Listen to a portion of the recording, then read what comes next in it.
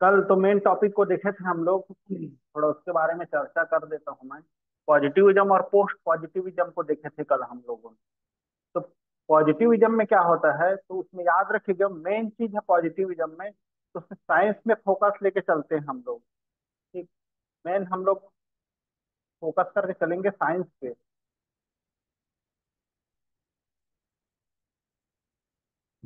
Science पे focus करके चलेंगे।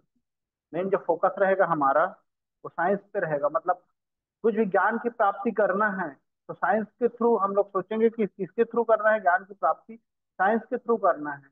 मतलब साइंस में अगर वो हो रहा है तो सही मानेंगे, और साइंस अगर गलत बोल रहा है उसको, तो पोस्ट पॉजिटिविज्म वाले नहीं मानते उसको। ठीक है, साइंस अगर गलत बोल दे रहा है तो उसको नहीं मानते। और पोस्ट पॉजिटिविज्म याद रखना है, वो पॉजिटिविज्म ना, पोस्ट पॉजिटिविज्म नहीं। पॉजिटिविज्म याद रखना है, ऑब्जेक्टिव को लेके चलता है वो। मतलब एक एक चीज किसी के लिए हो रहा होगा तो वो सबके लिए हो रहा होगा, ये मान के चलता है। लेकिन पोस्ट पॉजिटिविज्म क्या बोलता है, साइंस तो है, साइंस के साथ साथ हम लोग अपने लॉजिक और स्वयं की बुद्धिमत्ता का भी प्रयोग करते हैं, बोलता है वो पूरी तरीके से नहीं नकारता, साइंस को भी मानता है वो, लेकिन स्वयं के लॉजिक को भी मानता है। तो उसमें कल बताया था ना लास्ट में कि ये सब्जेक्टिव होता है, और ये क्वालिटेटिव होता है, ये क्वांटिटेटिव होता है। एक मात्रात्मक रहता है, ये मात्रात्मक रहता है ये पॉजिटिविज्म। और पोस्ट पॉजिटिविज्म क्या रहता है, गुणात्मक रहता है। इसी के अंतर्गत क्वेश्चन बनते हैं ना इससे, तो इसको याद रखिएगा आप लोग। ठीक। अब इस यहीं तक कल पहुंचे थे, कहाँ तक पहुंचे थे, गुणात्मक शोध हो गया था क्या जानकी? सर नेटवर्क इशू हो रहा था तो वो मैं लेफ्ट हो गई थी सर। उसके डिफरेंस तो को बस रिकॉर्डिंग तो भेजा देख था ना? पाई थी मतलब हम्म। तो रिकॉर्डिंग तो पॉजिटिविज्म भेजा था कल, और तो कोई नहीं नहीं देखे हो देख क्या? नहीं देख पाई थी सर। चलिए यहीं से शुरू करते हैं। तो गुणात्मक सोच की अर्थ एवं विशेषताएं, तो जैसे नाम से स्पष्ट है, गुणात्मक शोध में क्या होता है, व्यक्ति के गुणों का अध्ययन किया जाता है इसमें। ठीक। गुणात्मक शोध में व्यक्ति के गुणों का अध्ययन करता है। इसमें ज्यादातर इंटरव्यू वगैरह लेते हैं, जो साक्षात्कार शोधकर्ता होते हैं ना, वो इंटरव्यू वगैरह लेते हैं। तो इसको देख लेते हैं आज फिर। ठीक। तो गुणात्मक शोध का अर्थ है एवं विशेषताएं।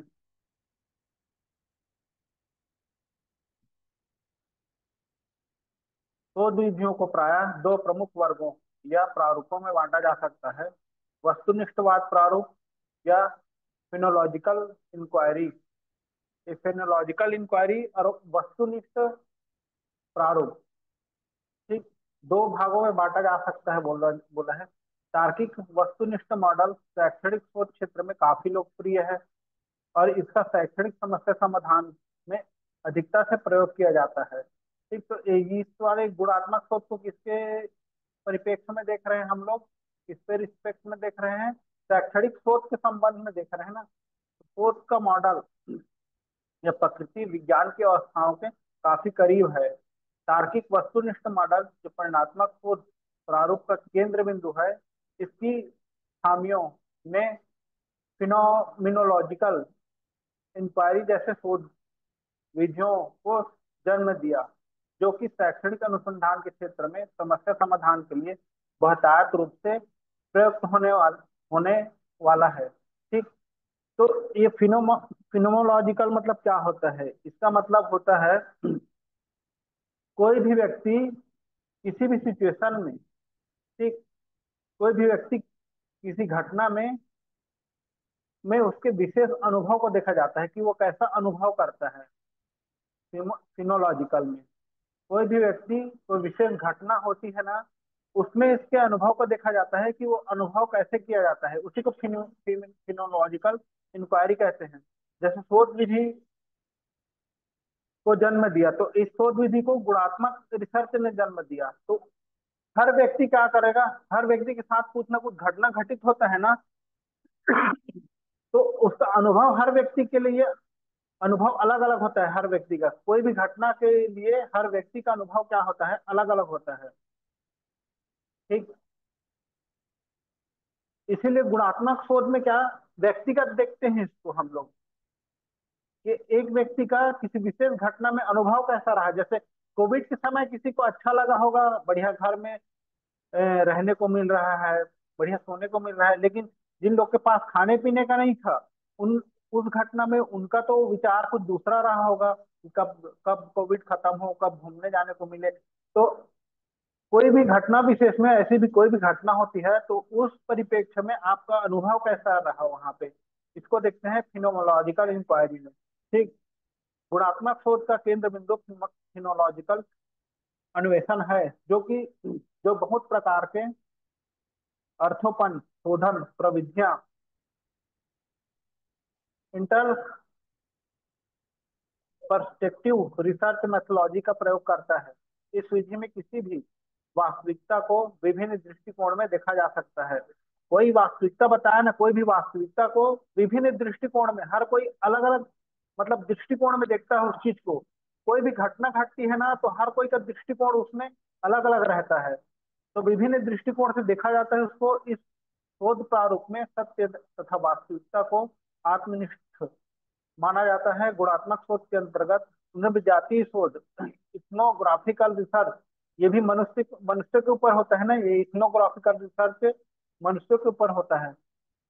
केस स्टडी प्राय कंपनी या किसी विशेष व्यक्ति के ऊपर करते हैं। केस वगैरह सुनते हैं ना, पुलिस वाले केस जो सॉल्व करते हैं, किसी का मर्डर हुआ रहता है या कुछ और हुआ रहता है, तो एकदम डीपली उसका स्टडी करते हैं, केस स्टडी।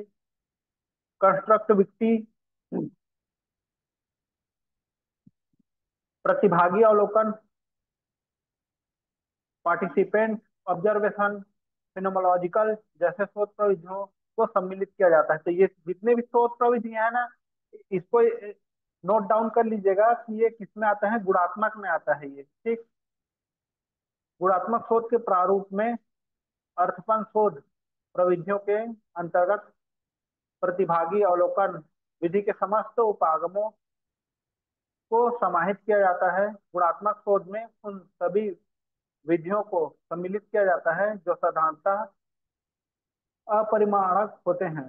जो चाहो अपरिमाणक हो, जो परिमाणक ना हो, मतलब जो गिना ना जा सके उसको मतलब यहाँ पे लिया जाता है। अपरिमाणक मतलब प्रायः गुणात्मक शोध तीन प्रकार के आंकड़ों को संग्रहित करता है।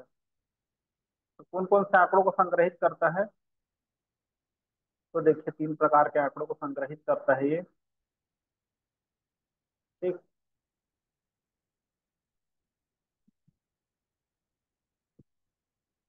खुली छोर वाला साक्षात्कार, ओपन इंडेड इंटरव्यू रहता है इसमें। ठीक। मतलब कुछ भी प्रश्न, जब कोई भी जब इंटरव्यू दिलाने जाए और कोई भी प्रकार का प्रश्न पूछ दिया जाए हमको, ठीक, तो वो ओपन इंडेड इंटरव्यू होता है। और क्लोज इंडेड इंटरव्यू में क्या होता है, जो प्रश्न का प्रारूप रहेगा वो निर्धारित रहेगा। हमको पता रहेगा कि इस टाइप के प्रश्न पूछे जाएंगे, प्रश्न का प्रारूप हमारे लिए निर्धारित रहेगा। गहन साक्षात्कार, इन डेप्थ इंटरव्यू, बहुत गहन तरीका से पूछेंगे आपसे। ठीक। उस जो भी विषय में आपसे बात किया जाएगा वो एकदम डेप्थ में बात किया जाएगा। अप्रत्यक्ष अवलोकन, डायरेक्ट ऑब्जर्वेशन करते हैं जब किसी का हम लोग फेस टू फेस, ठीक है ना। डायरेक्ट ऑब्जर्वेशन में क्या होगा, यहाँ पे फेस टू फेस अगर किसी से बात कर रहे हैं तो भी क्या होगा, वो गुणात्मक में आएगा। और रिटर्न डॉक्यूमेंट, किसी से रिटर्न में हम लोग लिख कर मांगते हैं, ठीक है ना। जैसे कि रिटर्न में लिखेंगे, ये रिटर्न में कैसे होता है पता है इसको ना, साइकोलॉजी साइकोलॉजी वाले ज्यादा उपयोग करते हैं रिटर्न वाले को। तो रिटर्न वाले साइकोलॉजी वाले ज्यादा उपयोग करते हैं। जैसे कि इसमें क्वेश्चन लिख दिया जाएगा, आपको कौन सा तीन कलर बताइए करके लिख दिया जाएगा, तो अपने मन से आप लोग तीन कलर बताएंगे, फिर उससे उससे आपका कंक्लूजन निकाला जाएगा। ठीक है, तीन रंग पूछ लिया जाएगा आपसे, तीन फूल के नाम, ऐसा करके रिटर्न डॉक्यूमेंट्स में आपके परिवार के बारे में बताइए, आपके बच्चों के बारे में बताइए, ऐसे करके रिटर्न डॉक्यूमेंट्स में वो लोग पूछते हैं। ठीक।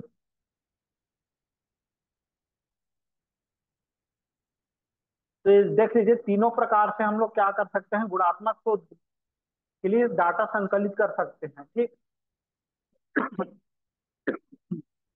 साक्षात्कार से प्राप्त आंकड़ों में व्यक्ति से संबंधित उनका अनुभव, विचार, ज्ञान वह भाव उसी के शब्दों में लिखा जाता है। ठीक, जो भी उनके अनुभव होंगे, विचार होंगे, ज्ञान होंगे, भाव होंगे, उन्हीं के शब्दों में उनको कैसा लग रहा है, क्या लग रहा है, सब उन्हीं के शब्दों में लिखा जाएगा। अवलोकन से प्राप्त आंकड़ों में व्यक्ति की क्रियाओं के संबंध में बृहद विवरण होता है। गुणात्मक शोध में दस्तावेज विश्लेषण से प्राप्त आंकड़ों को किसी का कथन, आंशिक, एक्सपर्ट या किसी भी कार्यक्रम को संपूर्ण रिकॉर्ड, व्यक्तिगत डायरी, पर्सनल डायरी, सरकारी प्रकाशन रिपोर्ट, प्रगति आख्या और समझौता पत्र, ठीक, इत्यादि को सम्मिलित किया जाता है। गुणात्मक शोध में इन सभी माध्यमों से एकांकी रूप या संयुक्त रूप से आंकड़े संग्रहित किए जाते हैं। ठीक, या तो एक कोई एक तरीके से आंकड़ा संग्रहित किया जाएगा, या दोनों आंकड़ों मतलब संयुक्त रूप से कई प्रकार से आंकड़ा संकलित किया जाता है, यहाँ पे कलेक्शन किया जाता है डाटा का। ठीक, और परिणात्मक और गुणात्मक शोध की तुलना कर रहे हैं यहाँ पे। तो देखिए, परिणात्मक शोध नाम आया तो समझ जाइए कि ये क्या है, क्वांटिटेटिव है। ठीक, और गुणात्मक शोध मतलब क्वालिटेटिव है, क्वालिटी को बताता है। ठीक, तो दोनों के बीच में तुलना किया जा रहा है यहाँ पे। तो परिणात्मक शोध मॉडल वस्तुनिष्ठवाद उपागम पर आधारित है। वस्तुनिष्ठवाद होता है ना, इसको याद रखिएगा। तथा इसे अनुभविक विश्लेषण उपागम, इंपीरियल एनालिटिकल अप्रोच, ये अनुभव से जो प्राप्त होता है हमको। ठीक, इंपेरिकल एनालिटिकल अप्रोच, अनुभविक विश्लेषण उपागम, अनुभव से जो प्राप्त होता है और जो साइंस के थ्रू प्राप्त हो हमको, तो इसको इसी में रखते हैं ना, याद रखिएगा। अनुभव से प्राप्त होता है और साइंस के थ्रू प्राप्त होता है ना, उसको बोला जाता है इंपेरिकल एनालिटिकल अप्रोच। अपने पांचों इंद्री से अनुभव कर लें उस चीज को, और साइंस के थ्रू क्या करें, उसको वैलिडेशन करें उसका, तो उसी को बोला जाता है एम्पेरिकल एनालिटिकल अप्रोच। ठीक, की संज्ञा दी गई है, वही चीज है। इस प्रकार के शोधों में किसी की वास्तविकता को दिया हुआ जीवन के रूप में प्रत्यक्षीकरण किया जाता है। जबकि गुणात्मक शोध, अब गुणात्मक शोध की बात आ गई है। ठीक, तो इसमें दो चीज याद रखना है। ये वस्तुनिष्ठवाद उपागम है, वस्तुनिष्ठता को मानता है ये, और अनुभविक विश्लेषण उपागम को मानता है, ये संज्ञा दी जाती है इसको। ठीक, जिसमें अपने सेंस के आधार पे हम लोग सेंस करेंगे, फिर उसको इसमें अ, वैज्ञानिक सोच लाएंगे इसमें। ठीक है। अब गुणात्मक में क्या रहेगा, फिनोलॉजिकल रहता है ये, फिनोमोलॉजिकल इंक्वायरी रहता है इसमें। जबकि गुणात्मक शोध मॉडल आत्मनिष्ठवाद, आत्मनिष्ठवाद क्यों कहा जाता है, क्योंकि उसके अंदर को देखते हैं हम लोग, आत्मा को देखते हैं, ऊपरी ऊपर को नहीं देखते। यहाँ पे गहन अध्ययन करते हैं, उसका इंटरव्यू लेते हैं, और उसके मन में क्या चल रहा है उसको देखते हैं। तो वही आत्मनिष्ठवाद पर आधारित होता है ये। ठीक, वह इसका केंद्र बिंदु फिनोमोलॉजिकल इंक्वायरी है, जो बहुत प्रकार के अर्थोत्पन्न शोध प्रविधियों, इंटरप्रिटेटिव रिसर्च मेथोलॉजीज का प्रयोग करता है।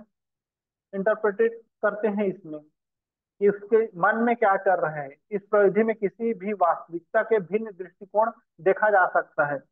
कोई भी वास्तविकता हो सकती है ना, कोई भी घटना हो सकती है, उसमें व्यक्तियों की क्या होती है, दृष्टिकोण भिन्न होती है। तो ये किसमें होता है, पोस्ट पॉजिटिविज्म में भी होता है।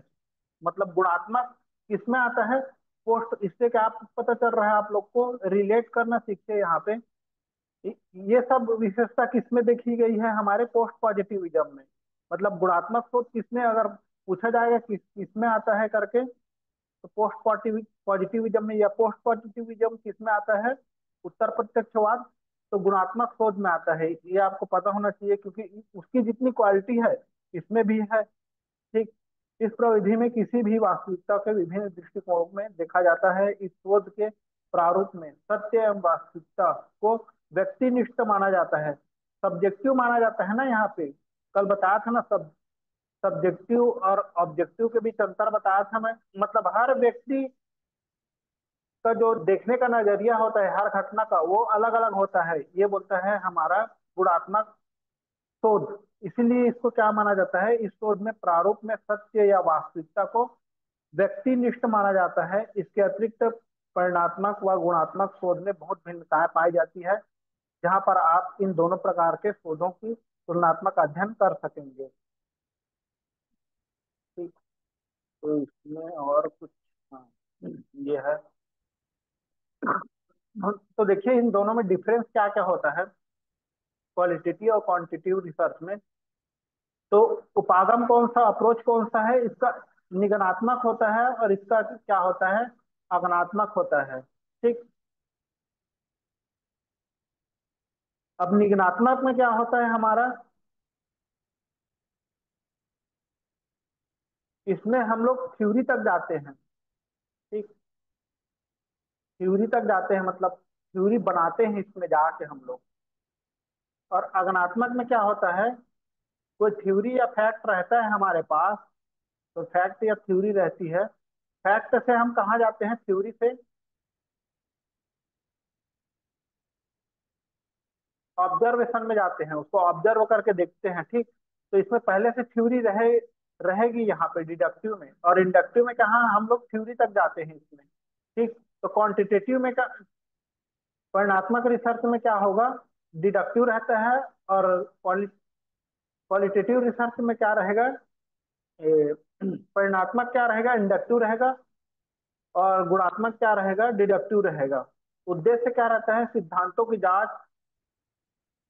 पूर्वमान तथ्य, सिद्ध परियोजनाओं की जांच। तो पूर्वमान तथ्य मतलब पहले से ही हमारे पास कोई भी फैक्ट रहेगा यहाँ पे। ठीक। पहले से ही हमारे पास पूर्वमान तथ्य मतलब पहले से ही कोई फैक्ट रहेगा, जिसे क्या करना पड़ेगा आपको, या कोई सिद्धांत रहेगा, यहाँ पे सिद्धि मतलब कोई सिद्धांत रहेगा।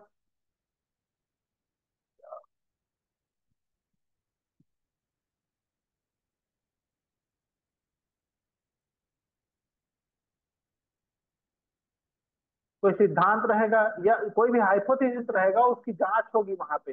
पहले से कोई परिकल्पना होगी, उसका जांच करते हैं यहाँ पे। और यहाँ पे देखिए बहुवास्तविकता की जांच, हर किसी के लिए वास्तविकता क्या होती है, अलग अलग होती है। तो बहुवास्तविकता की जांच होती है यहाँ पे। वास्तविकता क्या है, गुणात्मक में बताया था, हर व्यक्ति के लिए वास्तविकता क्या रहेगी, यहाँ पे रियलिटी चेंज होगी, रियलिटी अलग अलग रहती है। ठीक। तो उसकी जांच करते हैं। गहन समझ का विकास होता है यहाँ पे। ठीक। गहन समझ का विकास होगा, गहन समझ का विकास होगा। दैनिक घटनाओं का विश्लेषण मानवीय परिप्रेक्ष्य में, जो दैनिक घटना घटेगी उसका विश्लेषण करेंगे, किसके परिप्रेक्ष्य में करेंगे, मानव के परिप्रेक्ष्य में। तो मानव से संबंधित रिसर्च जितना भी आता है वो गुणात्मक शोध में आता है ना, इसको याद रखिएगा आप लोग। और इसमें देखिए शोध का लक्ष्य क्या रहेगा, चरों को विलंगित विलंगित करना। ठीक। बड़े न्याय आदर्श का प्रयोग, शोध में सम्मिलित होने का प्रयोजन में कोई जानकारी नहीं, और परीक्षण व अन्य औपचारिक आंकड़े संग्रहण हेतु उपकरण का प्रयोग होता है यहाँ पे। ठीक। चरों का विलंगित प्रयोग मतलब चरों का प्रयोग बहुत सारा होगा यहाँ पे।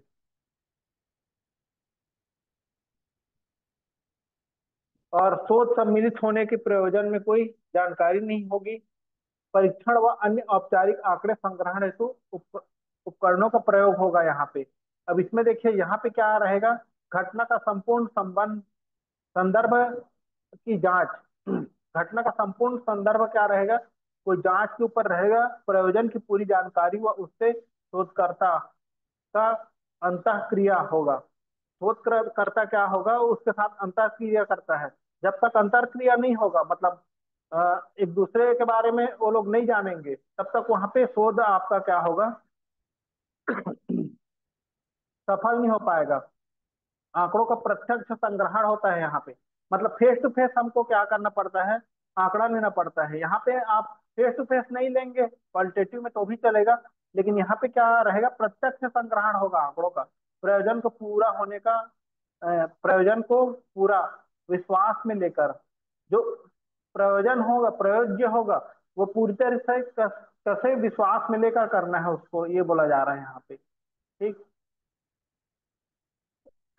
शोध योजना कैसे बनेगी,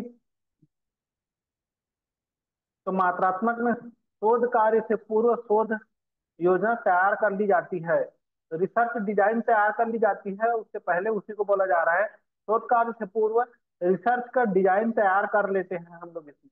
शोध प्रस्ताव पूर्णतः औपचारिक होता है, और जो शोध होता है वो फॉर्मल होता है ना, उसके बाद ये करेंगे डिसाइड होता है इसमें कि इसके बाद डाटा इंटरप्रिटेशन होगा, फिर विश्लेषण होगा। क्योंकि यहाँ पे क्या रहता है, हमारे पास आंकड़ा उपलब्ध रहता है, लेकिन इसमें देखिए शोध प्रस्ताव शोध प्रक्रिया के दौरान विकसित होती है। जो प्रस्ताव होता है वो शोध करते करते ही क्या होती है, यहाँ पे विकसित होती है। उसे काफी लचीला रखा जाता है, फ्लेक्सिबल रखा जाता है यहाँ पे शोध को। और ये व्याख्यात्मक होता है, विवरणात्मक होता है इत्यादि उपागम द्वारा आंकड़ों का विश्लेषण किया जाता है। उसका व्याख्या करेंगे, उसका विवरणात्मक व्याख्या व्याख्या करेंगे, विवरण लेंगे। ये सब इत्यादि उपागम का यहाँ पे क्या किया जाता है, आंकड़ों का विश्लेषण किया जाता है। लेकिन परिणात्मक विधि में गणितीय विधि, सांख्यिकी विधि इत्यादि का प्रयोग किया जाता है। यहाँ पे आंकड़ा रहता है। परिणात्मक में हमेशा याद रखेगा, ये मात्रात्मक है, मात्रा बोला या परिणात्मक बोला तो उसमें आंकड़ा जरूर रहेगा, और जहां आंकड़ा रहेगा वहां गणितीय विधि का प्रयोग होगा और स्टैटिक्स का प्रयोग होगा, सांख्यिकी विधि का प्रयोग होगा। ठीक। तो परिणात्मक बोला तो हमको समझ जाना है कि यहाँ सांख्यिकी या गणितीय विधि का प्रयोग होगा। तो देखिए इसमें कौन कौन सा रिसर्च आता है, दोनों में ये बताया गया है यहाँ पे। तो मात्रात्मक में देखिए एक्सपेरिमेंटल रिसर्च आता है, डिस्क्रिप्टिव रिसर्च आता है, सर विवरणात्मक शोध आता है, सर्वे सर्वे आता है, और एक्स फैक्टर रिसर्च आता है, कोरिलेशन रिसर्च आता है, कॉस्ट कंपेरेटिव रिसर्च आता है, और क्वासी एक्सपेरिमेंटल रिसर्च आता है। ठीक। और इसमें देखिए ऐतिहासिक रिसर्च आता है, केस स्टडी आता है, इथनोग्राफी आता है, इथनोमैथोलॉजी आता है, और फिनोमिनो फिनोमिनोलॉजी आता है इसमें। ठीक। ये समझ में आया। जो बेसिक बेसिक बात है उसी को याद रखना है, यही एग्जाम में क्या आता है, पकड़ में आता है। ठीक। जी सर। के बाद भी कुछ नहीं है लगता। सर एक क्वालिटी रिसर्च क्या है? क्वासी कौन सा? जी सर। वो क्वासी वाला बोल रहे हो ना?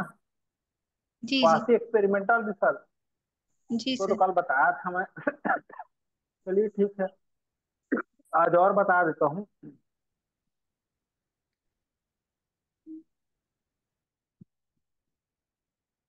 क्वासी एक्सपेरिमेंटल मतलब क्या होता है, अर्ध प्रौद्योगिकी बोलते हैं इसको हिंदी में।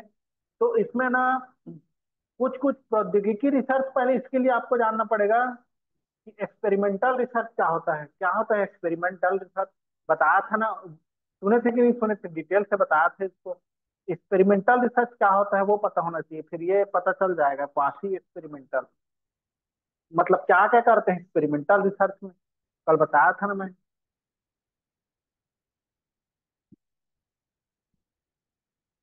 हम्म, याद नहीं है क्या जानती?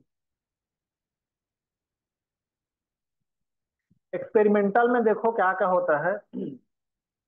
सबसे पहले तो इसमें कंट्रोल इन्वायरमेंट रहता है, वातावरण को क्या करते हैं, नियंत्रित करते हैं। वातावरण में नियंत्रण रखना पड़ता है, जो एक्सपेरिमेंट होता है वहाँ वातावरण में नियंत्रण करना पड़ता है, कंट्रोल इन्वायरमेंट में होता है ये। और इंडिपेंडेंट वेरिएबल के साथ मैनिपुलेशन होता है ये इसमें।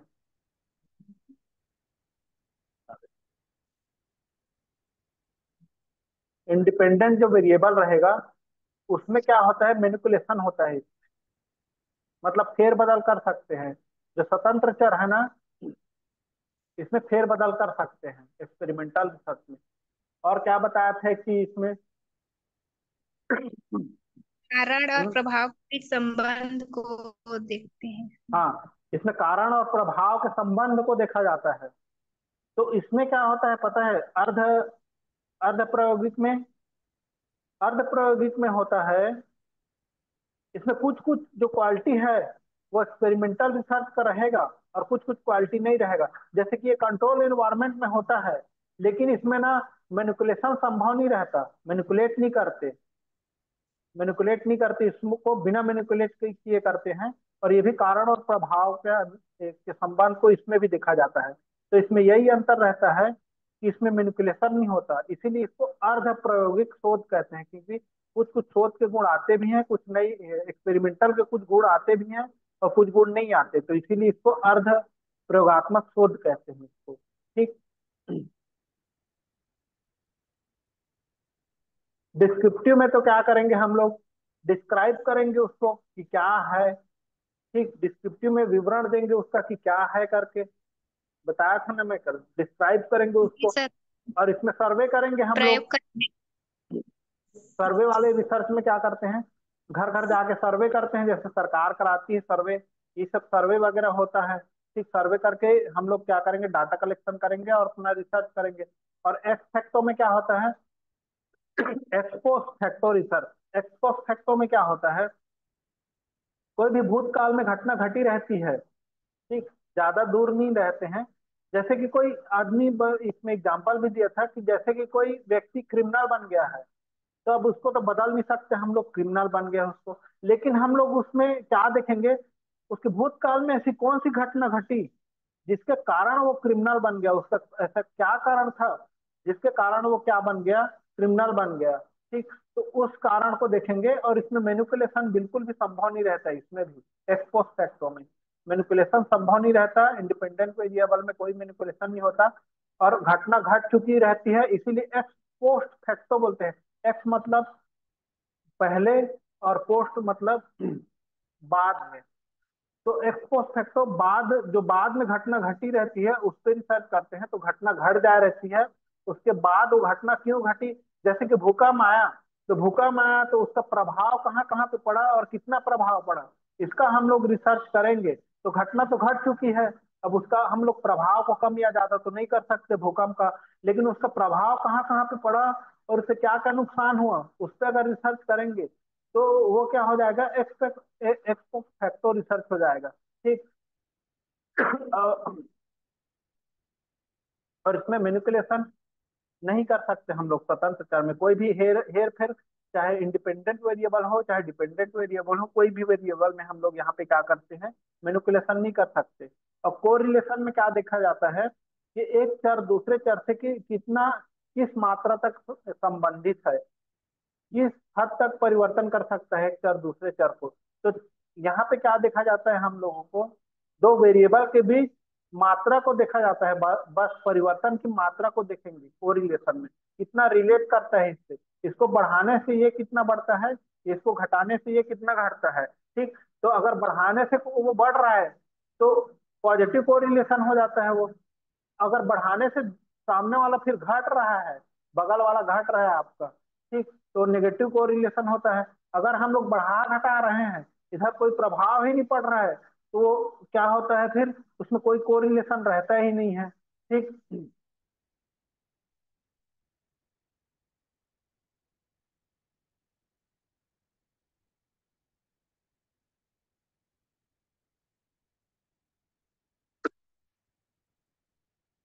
कॉस्ट कंपेरेटिव रिसर्च, इसमें हम लोग कारण का कम कंपेयर करते हैं, कारण का मतलब तुलनात्मक अध्ययन करते हैं कारण का। ठीक है।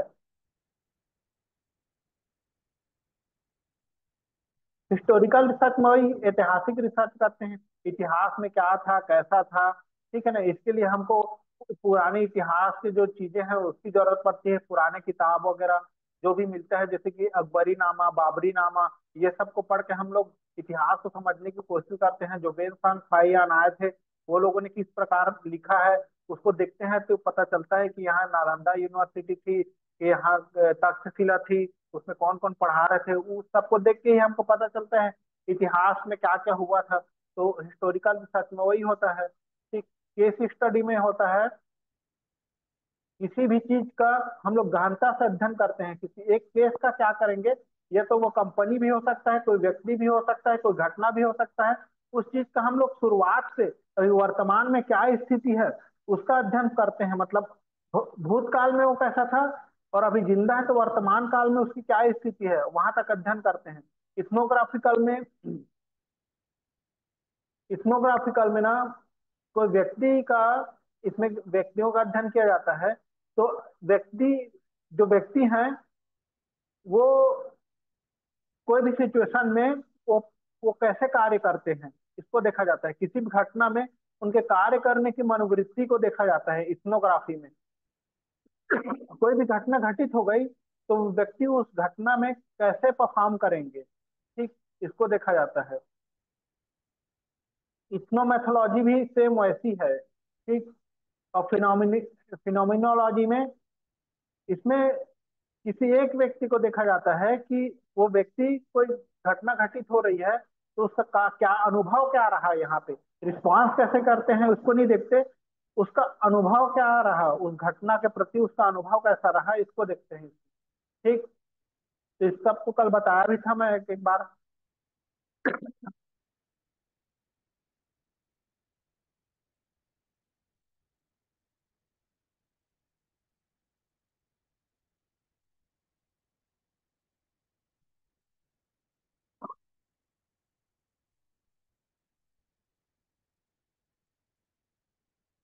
अब हम लोग अगला देखेंगे, सैंपल वगैरह, सैम्पलिंग देखेंगे, सैम्पलिंग।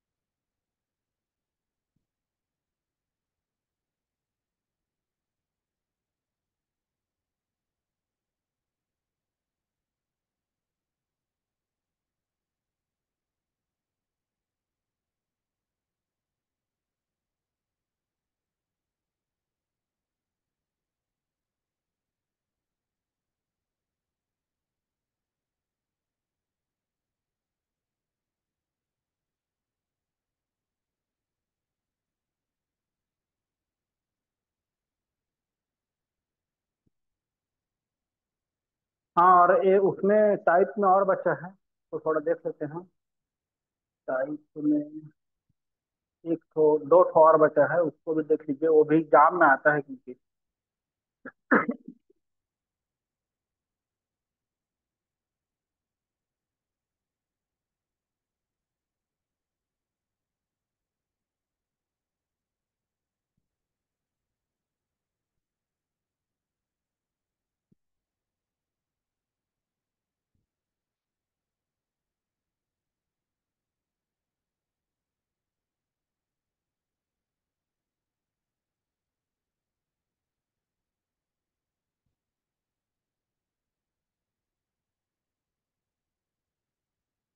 लॉन्गिट्यूडिनल अप्रोच, अनुदैर्ध्य दृष्टिकोण अनुसंधान बोलते हैं इसको, अनुदैर्ध्य दृष्टिकोण अनुसंधान। तो मैं इस, और देखिए दूसरा, इसको मैं एक ही एग्जांपल में आपको समझा दे रहा हूँ। क्रॉस सेक्शनल अप्रोच बोलते हैं, और ट्रांजिटिव स्टडी भी बोलते हैं इसको, ठीक। क्रॉस सेक्शनल भी बोलते हैं। तो एक ही एग्जांपल में इसको आपको समझा देता हूँ। अनुदैर्ध्य अध्ययन में शोधकर्ता बार बार एक ही व्यक्ति या वस्तु की जांच करते हैं ताकि किसी भी बदलाव का पता चल लगाया जा सके। चिकित्सा, अर्थ, अर्थशास्त्र लिखा होगा, वो अर्थशास्त्र हो गया है। महामारी के अध्ययन में उपयोग किया जाता है। तो इसमें देखिए, कोई भी बच्चा है ना, कोई भी एक बच्चा है, उसको आप शुरुआत से अगर उसका अध्ययन करोगे, जैसे बच्चा पैदा हुआ, 20-22 साल का हुआ, मतलब शुरुआत से अध्ययन करोगे एकदम लंबे समय के लिए, इसीलिए लॉन्गिट्यूडिनल शोध बोलते हैं इसको। लंबे समय के लिए आप उसका क्या करें, अध्ययन करें किसी बच्चे का, तो वो लॉन्गिट्यूडिनल में आ जाता है, ठीक।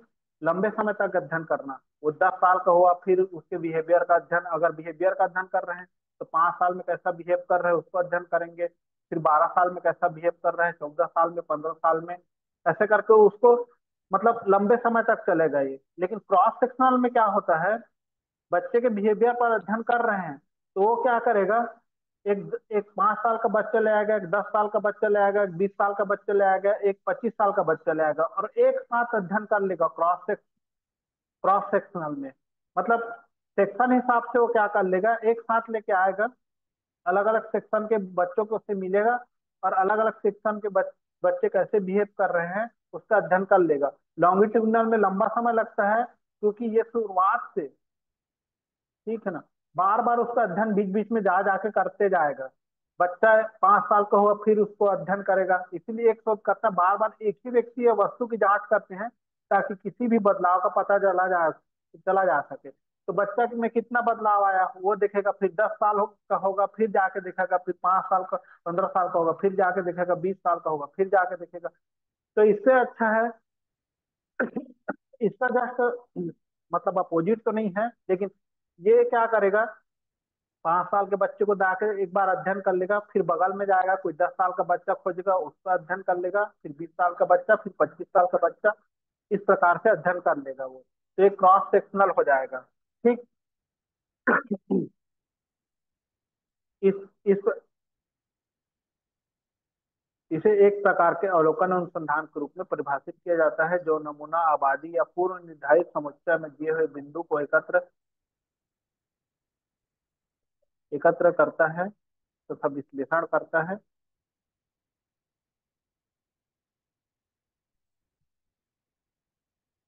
क्रॉस सेक्शनल अध्ययन अलग अलग नमूने क्रॉस सेक्शनल को एक ही समय में जांच करते हैं तथा उसका उपयोग किसी विशिष्ट लक्षण या समूह समाज के स्नैपशॉट प्रदान करने के लिए किया जाता है। ठीक। एक ही समय में कर लेते हैं ये लोग अध्ययन, जो है अलग अलग वेट नहीं करते रहते। ठीक। तो ये समझ में आए ये? तो इसमें वेट नहीं किया जाता, एक ही साथ अध्ययन कर लिया जाता है। ठीक। तो क्रॉस सेक्शनल होता है, और लॉन्गिट्यूडिनल में क्या होता है, लंबे समय तक चलता है वो अध्ययन।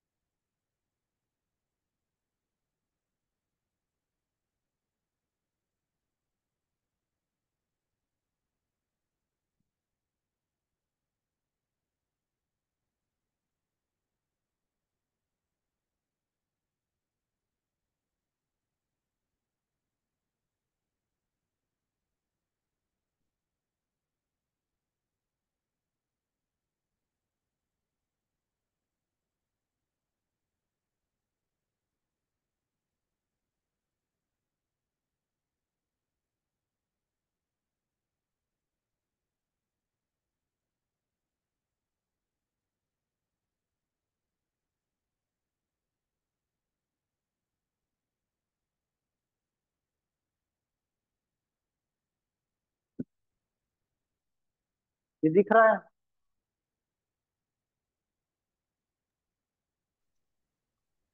ये दिख रहा है सबको? जी सर, दिख रहा है।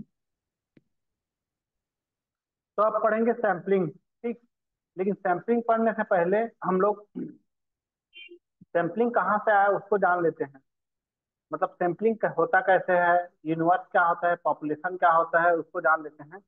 तो ये आप लोग को पता ही होगा, यूनिवर्स और पॉपुलेशन, जितना भी क्षेत्र हम लोग रिसर्च करने के लिए सोचे रहते हैं ना, कि इस क्षेत्र में रिसर्च करना है, तो उतना क्षेत्र क्या हो जाता है हमारे लिए, यूनिवर्स या पॉपुलेशन बोलते हैं उसी को। खोज या अनुसंधान के क्षेत्र में संपूर्ण इकाई सामूहिक रूप से समग्र कहलाती है। जितना भी इकाई हम लोग सोचे हैं, अगर किसी कॉलेज में शोध करने के लिए सोचे हैं ना, तो उस कॉलेज में जितने भी छात्र होंगे ना, वो हमारे क्या हो जाएंगे, यूनिवर्स हो जाएंगे। अवलोकन के संपूर्ण समूह जिसका अनुसंधान किया जा रहा है समग्र कहा जाता है। संक्षेप में, अनुसंधान इकाई की परिभाषा के अंतर्गत आने वाले समस्त पदों का मूल्यांकन समग्र करता है। उदाहरण के लिए, गोपी वनस्पति मिल अलीगढ़ के श्रमिकों का आर्थिक स्थिति का सर्वे करना है, तो इस मिल के सभी श्रमिक संबंधित सर्वे के समग्र होंगे, ठीक। तो जो भी मिल मिल में जितने भी श्रमिक होंगे, वो क्या होंगे, समग्र कहलाएंगे। तो इसको इकाई बोलते हैं या एलिमेंट्स बोलते हैं, तो याद रखिएगा, इकाई या एलिमेंट्स बोला जाता है। तो ये भी दो प्रकार का होता है, एक प्रकार में निश्चित और अनंत जो समग्र होते हैं। तो निश्चित समग्र किसको बोलते हैं, जो निश्चित प्रकार के हों, जो परिमित हों और निश्चित हों, उनको क्या बोला जाएगा, निश्चित समग्र, फिनिट पॉपुलेशन बोलेंगे। जैसे कॉलेजों के छात्रों, छात्र या मिल के श्रमिक, ठीक। क्योंकि हमको पता है कि एक निश्चित संख्या में होंगे करके, ठीक। तो उनको फिनिट बोलते हैं। और इनफिनिट में क्या आ जाएगा, अनंत होगी, जब हमारा जो पॉपुलेशन है वो अनंत होगी, तो उसको क्या बोलेंगे, अपरिमित हो, ठीक है ना, जिसे हम परिमित ना कर पाए। तो जैसे नवजात शिशु के भार अथवा स्वास्थ्य के विषय में अनुसंधान करते समय समग्र अनंत होगा। क्यों अनंत होगा, क्योंकि शिशुओं का जन्म होता ही रहता है, इसलिए हम उसको क्या, समग्र को क्या मान के चलेंगे, अनंत मान के चलेंगे। यदि इकाइयों की संख्या ज्ञात ना की जा सके अथवा सैद्धांतिक दृष्टि से कोई सीमांकन ना हो, तो भी समग्र अनंत होता है। जैसे आकाश में तारागण, एक वृक्ष की पत्तियां, या टीवी के सीरियल देखने वाले दर्शक, ये सब क्या किस में आ जाएंगे, अनंत में आ जाएंगे, ठीक। अब वास्तविक या काल्पनिक जो पॉपुलेशन होता है वो भी होता है। तो जो वास्तविक रहेगा तो उसमें समग्र क्या रहेगा, ठोस विषय वाले समग्र, तो वास्तविक या विद्यमान समग्र कहते हैं। जैसे विद्यालय के छात्र और मिल के श्रमिक, ये क्या है, वास्तव में है, ठीक। और काल्पनिक या सैद्धांतिक समग्र के विषय सामग्री ठोस नहीं होती बल्कि काल्पनिक होती है। जैसे सिक्के की उछाल के आधार पर चीट पट गिरने की संख्या में बने समग्र। तो सिक्का को उछालते हैं तो चिट पट, इतने बार चिट आया, इतने बार पट आया, तो ये सब काल्पनिक है ये, ठीक, हाइपोथेटिकल है ये। तो अब सैंपल देखिए, सैंपल क्या होता है, जब संपूर्ण, जब वही पॉपुलेशन का क्या हो, किसी विशिष्ट आधार पर, कोई भी विशिष्ट आधार पर थोड़ा सा भाग जांच के लिए जाता है, तो उसे नमूना, बगानी या प्रतिनिधि अंश अथवा न्यायाधीश कहते हैं। तो हिंदी में एक सब नाम से पुकारते हैं। समग्र की प्रत्येक इकाई को निदर्शन इकाई कहते हैं, ठीक। निदर्शन इकाई भी कहते हैं। प्रत्येक इकाई को क्या बोलेंगे हम लोग, सैंपल, सैंपलिंग यूनिट बोलते हैं उसको, ठीक। तथा चुनी गई इकाई विशेष तथा जो भी चुना जाए, ठीक, अथवा इकाइयों को न्यायाधीश कहा जाता है। जो भी चुन लिया जाता है उसी को सैंपल बोला जाता है। GW स्नोडेकोर एवं डब्ल्यू जिको चरण के अनुसार, एक न्यायाधीश किसी बड़े समूह जिसके बारे में हम जानकारी प्राप्त करना चाहते हैं में से लिया गया छोटा संकलन होता है। न्यायाधीश का अवलोकन, ऑब्जर्वेशन करके संपूर्ण समग्र के बारे में जानकारी प्राप्त करने का प्रयत्न किया जाता है। तो हम छोटा सा सैंपल लेते हैं, उसके बाद उस सैंपल से ना, उस पूरे पॉपुलेशन में क्या चल रहा है जानकारी, उससे उस जानकारी प्राप्त करने की कोशिश करते हैं इससे। तो सैंपलिंग क्या होता है? किसी न्यायाधीश में चयन उसका प्रतिनिधित्व करने वाली इकाई एक समूह न्यायाधीश या प्रति न्यायाधीश कहलाता है, जो भी इकाई उसका प्रतिनिधित्व करे और किसी विशिष्ट आधार पर समग्र से न्यायाधीश चयन करने की विधि या प्रक्रिया को निदर्शन कहते हैं। तो जो चयन करने की विधि होती है ना, वही सैंपलिंग कहलाती है, जिस विधि से हम लोग उसको चयन करते हैं। तो दो प्रकार से किया जाता है। समग्र के विषय में जानकारी, अनुसंधान के अंतर्गत समग्र के विषय में जानकारी दो प्रकार से प्राप्त की जाती है। एक तो सेंसस मेथड, संगणना विधि बोलते हैं, और सैंपलिंग मेथड। तो सेंसस मेथड में क्या होता है, जितने भी यूनिवर्स रहेंगे, मतलब हर कोई जितना भी यूनिवर्स है आपका, जैसे कि कोई कॉलेज यूनिवर्स है आपका, तो हर कोई का जाके सर्वे करोगे, किसी को नहीं छोड़ोगे, उसमें किसी को नहीं छोड़ना है। यूनिवर्स के सभी से क्या करना है हमको, डाटा कलेक्ट कर लेना है या सभी से जाके सर्वे करना है। तो जब सबके साथ मिलते हैं हम लोग, तो उसी को सेंसस इन्वेस्टिगेशन कहते हैं। ठीक। जब अनुसंधान के विषय में संबंधित समग्र या समूह की प्रत्येक इकाई का सर्वे किया जाता है, तो वह समग्र संगणना अनुसंधान कहलाता है। इस नीति के अनुसार अनुसंधान करते समय अनुसंधान करने वाला समस्त समूह की जांच करता है, जितना भी रहेगा सबका जांच करेगा, और अनुसंधान संबंधी प्रत्येक इकाई के संबंध में सूचना एकत्र करता है। जैसे उत्पादन संगणना, सेल्सियस ऑफ प्रोडक्शन होता है, आयात निर्यात संगणना होता है। ठीक। सेंसस ऑफ इम्पोर्ट एक्सपोर्ट होता है, सेंसस ऑफ पॉपुलेशन होता है, जनगणना होती है। किसी नगर के मध्य श्रेणी के सारे परिवार की आय व्यय की जांच करना, जितना भी परिवार है सबका आय व्यय की जांच कर रहे हैं अगर। इस प्रकार के अनुसंधान सबसे पहले ली प्ले द्वारा की गई, सबसे पहले ली प्ले ने किया था ये वाला अनुसंधान। वर्षों तक मजदूरों के परिवार के बीच रहकर उनके रहन सहन की दशाओं के बारे में ज्ञात किया था। तो इसको याद रखना है, ली प्ले को सबसे पहले इसी ने किया था। मजदूर के साथ पूरा रहा था ये, और रहन सहन की दशाओं के बारे में अनुसंधान किया था। संगणना अनुसंधान विधि निम्नलिखित परिस्थितियों में उपयुक्त है।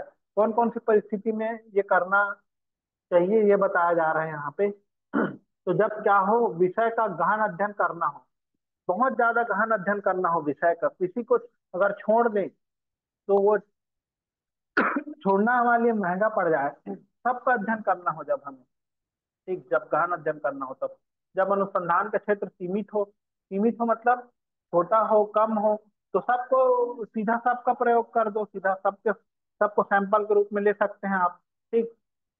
जब उच्च स्तर की शुद्धता और विश्वसनीयता उपेक्षित हो, जब उच्च स्तर की शुद्धता चाहिए आपको और विश्वसनीयता चाहिए। ठीक। जरूरी है सबका करना, और विश्वसनीयता होनी चाहिए उच्च स्तर की, तब ये किया जाता है। जब अनुसंधानकर्ता के पास पर्याप्त साधन हो, अगर आपके पास साधन है तो आप क्या कर सकते हैं, सेंसर मेथड का उपयोग कर सकते हैं, संगणना विधि का। जब अन्य विधि का प्रयोग करना कठिन या वांछित ना हो, तब इसका प्रयोग कर सकते हैं हम लोग। ठीक। अब सैंपलिंग इन्वेस्टिगेशन होता है, तो इसमें वही होता है, सैंपल चूज कर लिया जाता है और उस सैंपल के आधार पे क्या करते हैं हम लोग, इन्वेस्टिगेट करते हैं किसी भी चीज को। ठीक। तो किसी समग्र में चयनित प्रतिनिधित्व करने वाले इकाइयों का एक समूह न्यायाधीश या प्रतिदत्त कहा जाता है, जब समस्त समग्र की जांच ना की जा सके, ना करके इसमें से किसी विशिष्ट आधार पर, ठीक है ना, कोई एक आधार मान सकते हैं, उस आधार पे सैंपल के रूप में थोड़ा सा भाग जांच के लिए ले लिया जाता है, और उस निदर्शन अनुसंधान या न्यायाधीश अनुसंधान कहते हैं। सैंपल इन्वेस्टिगेशन या सैंपलिंग इन्वेस्टिगेशन कहते हैं इसी को। ठीक। जैसे कि एक नगर के मध्यम श्रेणी के केवल 5,000 व्यक्तियों की औसत आय ज्ञात करने के लिए यदि उस नगर के श्रेणी के 500 लोगों की जांच करें और उसका परिणाम के आधार पर नगर के मध्यम श्रेणी के 5,000 लोगों की औसत आय का निर्धारण करें, तो इस प्रकार का अनुसंधान निदर्शन अनुसंधान कहलाएगा। जैसे कि हम लोग डॉक्टर के पास जाते हैं तो पूरा ब्लड निकाल के चेक नहीं करता कि मलेरिया पूरे शरीर में है करके, थोड़ा सा ब्लड निकाल के चेक करके बता देता है किसको मलेरिया है करके इन्वेस्टिगेट करता है सैंपल को और बता देता है कि इसको मलेरिया है या टाइफाइड है। इसी प्रकार से सैंपलिंग इन्वेस्टिगेशन होता है। और सेंसर में याद रखना कि सब सबका हम लोग क्या करेंगे, वहाँ पे अध्ययन करेंगे, जितना भी हमारा यूनिवर्स रहेगा सबका अध्ययन करेंगे। तो इसके आवश्यक तत्व क्या है, क्या क्या होने चाहिए इसके अंदर। तो प्रतिनिधित्व, रिप्रेजेंटेटिवनेस होना चाहिए। उचित निष्कर्ष प्राप्त करने के लिए नादर्स ऐसा होना चाहिए जिसमें समग्र के सभी मौलिक गुण हों। जैसे कि हम लोग सैंपल ले रहे हैं ना, तो उसमें सबका गुण होना, जितना भी गुण हमारे यूनिवर्स में है ना, उस सैंपल में भी वो गुण होना चाहिए, ठीक, उसका रिप्रेजेंटेटिव होना चाहिए। तभी तो ठीक है, नहीं तो फिर अगर सैंपल ले लिए उसमें मलेरिया आया ही नहीं, उसका गुण ही नहीं है उसमें, तो फिर वो हमारा रिसर्च क्या हो जाएगा, ठीक नहीं हो पाएगा। फिर जो परिणाम आएगा वो गलत भी आ सकता है। तो उसका गुण होना चाहिए। इसके लिए इकाइयों का चुनाव निष्पक्ष होना चाहिए। अब ये दूसरा यहाँ पे लिख गया है, इंडिपेंडेंट होना चाहिए। किसी भी इकाई का न्यायाधीश में सम्मिलित होने पर किसी दूसरी इकाई के न्यायाधीश में सम्मिलित होने या ना होने से स्वतंत्र होना चाहिए। जैसे कि यहाँ पे इंडिपेंडेंट का मतलब होना चाहिए, ये कहने का मतलब है उसका कि हम अगर एक जने का चुनाव कर रहे हैं, अगर एक जने का चुनाव कर रहे हैं, तो उसका चुनाव दूसरे पर प्रभाव नहीं पड़ना चाहिए, उसका प्रभाव दूसरे पर ऊपर नहीं पड़ना चाहिए, वो स्वतंत्र होना चाहिए। एक का चुनाव करे तब भी हमें सेम रिजल्ट आना मिलना चाहिए, उसका भी चुनाव करे तो हमें वही रिजल्ट मिलना चाहिए। तो एक का चुनाव दूसरे को प्रभावित ना करे, यहाँ पे अगर प्रभावित करता है तो स्वतंत्र नहीं कहलाएगा फिर। ठीक।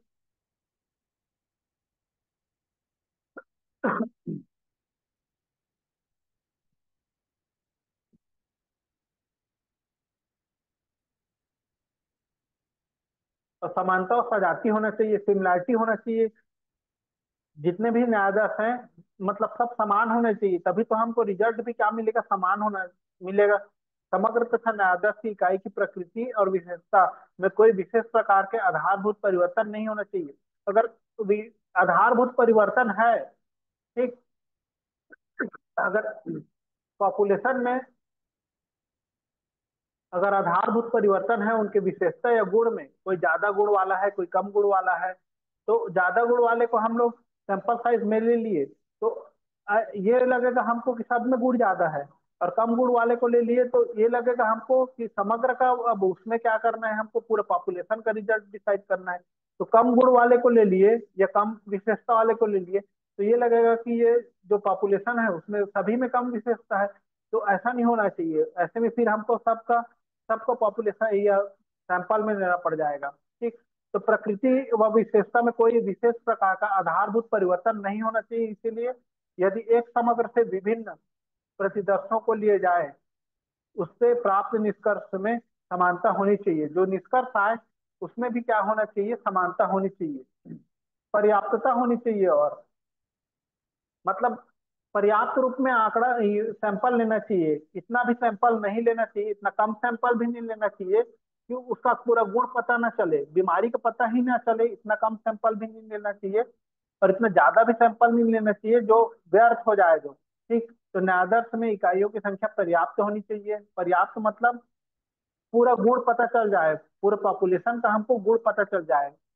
जैसे कि एक चावल को छूते हैं तो भात पका है कि नहीं पका है चावल, ये पता चल जाता है। वैसे ऐसा सैंपल को लेना चाहिए हमको, पर्याप्त रूप से लेना चाहिए, न कम न ज्यादा। ठीक है, ये कहने का मतलब है यहाँ पे पर्याप्तता में विभिन्न परिस्थितियों में विचार करके ही निश्चित किया जाएगा कि न्यायाधीश का आकार क्या होगा।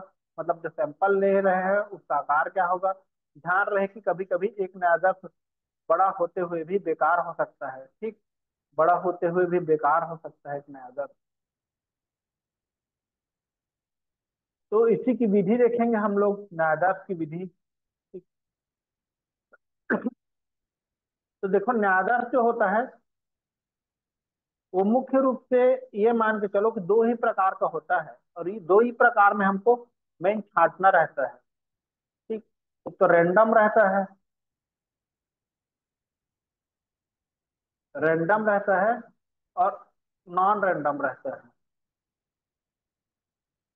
और इन दोनों में अंतर करना आ गया तो जो पेपर में आता है वो ही बन जाएगा फिर। ठीक।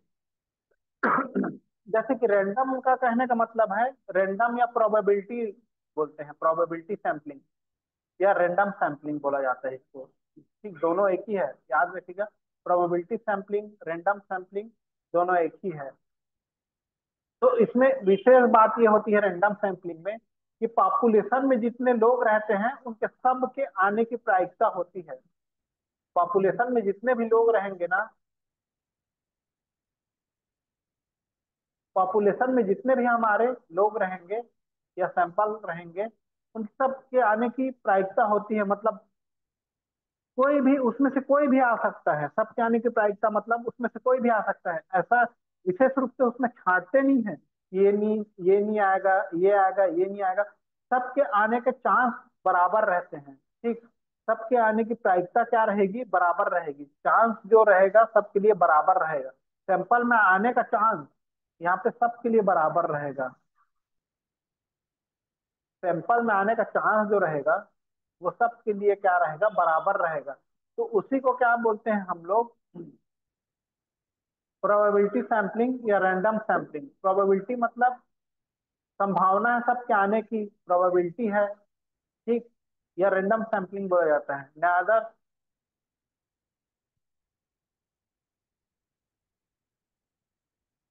और जो नई आने की चांस रहती है उसे नॉन प्रोबेबिलिटी सैंपलिंग बोला जाता है। तो मेन इसी में अंतर करने आना चाहिए, फिर आप सीख जाओगे इसको।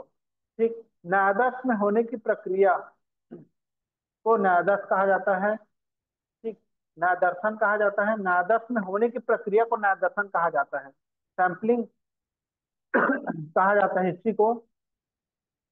उसमें आ गए तो सैंपलिंग हो रही है, मतलब हमारी नादर्स के नाम उसके चयन करने की रीति के आधार पर किया जाता है। उदाहरण के लिए नादर्स देव विधि, रैंडम देव विधि मतलब रैंडम सैंपलिंग का मतलब भी वही रहेगा ना, जिसमें सबका आने का। देव विधि हिंदी में देव विधि लिखा रहेगा और इंग्लिश में रैंडम सैंपलिंग लिखा रहेगा, जिसमें सभी के आने के बराबर चांस हैं। ठीक, लिया जाता है तथा इस प्रकार के न्यायाधीश को देव न्यायाधीश रैंडम सैंपलिंग कहा जाता है। न्यायाधीश लेने की विधि या रीति अन्वेषण के उद्देश्य पर निर्भर करती है। जैसे आप रिसर्च कर रहे हैं उसके ऑब्जेक्टिव पर निर्भर करती है ये। न्यायाधीश चुनने की रीतियां हैं। ठीक, जो सैंपलिंग करते हैं वो चुनने की रीतियां हैं कि कैसे चुनते हैं हम लोग सैंपल को। तो देखिए, सविचार निदर्शन ये सब क्या है, नॉन रैंडम सैंपलिंग है या नॉन प्रोबेबिलिटी सैंपलिंग है। डेलिबरेट सैंपलिंग, अपने विचार से हम लोग कुछ चुन लिए। परपोसिव जजमेंट, कंसेशन, कंसेसियस, रिप्रेजेंटेटिव सैंपलिंग, ये सब क्या है, नॉन प्रोबेबिलिटी सैंपलिंग है। और रैंडम सैंपलिंग या चांस सैंपलिंग या ऑब्जेक्टिव सैंपलिंग, ऑब्जेक्टिव सैंपलिंग भी बोलते हैं इसको, प्रोबेबिलिटी सैंपलिंग भी बोलते हैं। ऑब्जेक्टिव मतलब जिसमें सबके आने के चांसेस रहेंगे। ठीक, और मिश्रित सैंपलिंग में क्या होता है, ये दोनों प्रकार से कर सकते हैं हम लोग।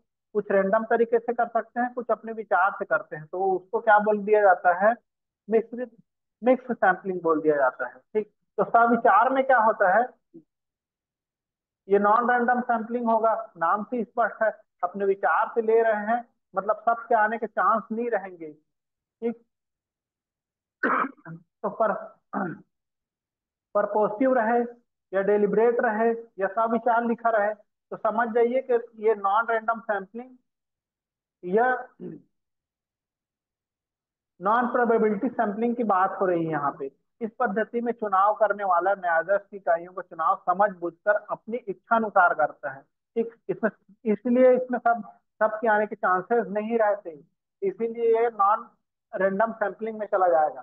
चुनाव करते समय यह प्रयत्न किया जाता है कि समग्र की सब विशेषताएं न्यायाधीश में आ जाए और इसके उद्देश्य की पूर्ति के लिए वह समग्र के प्रत्येक प्रकार के विशेषता को प्रकट करने वाले पदों को अपने न्यायाधीश में सम्मिलित करता है। वो कोशिश करेगा कि जितना भी विशेषता है, मतलब पॉपुलेशन में जितने भी कैरेक्टर हैं वो सब इसमें आ जाए। साधारणतः वह कोई प्रमाप निश्चित कर लेता है, कोई भी विधि अपना लेगा अपने हिसाब से, उस आधार पर पदों को चुनता है। सविचार निदर्शन के मुख्य 4 रीतियां हैं। तो क्या क्या रीतियां हैं इसी को देख लेते हैं। केवल औसत गुण वाले इकाइयों को चुनना। औसत गुण सब में थोड़ा थोड़ा जो जिस गुण को लेकर हम लोग रिसर्च कर रहे हैं, वो सब वो सब गुण क्या होना चाहिए, उस सैंपल में होना चाहिए, औसत गुण होना चाहिए, ताकि निकाले हुए फल समग्र को प्रकट कर सके। बहुत उच्च व बहुत कम गुण वाले इकाइयों को छोड़ देना, यहाँ पे बहुत ज्यादा जिसमें क्वालिटी है या कम क्वालिटी है उसको छोड़ देते हैं, ताकि बहुमत पर बुरा प्रभाव ना पड़े।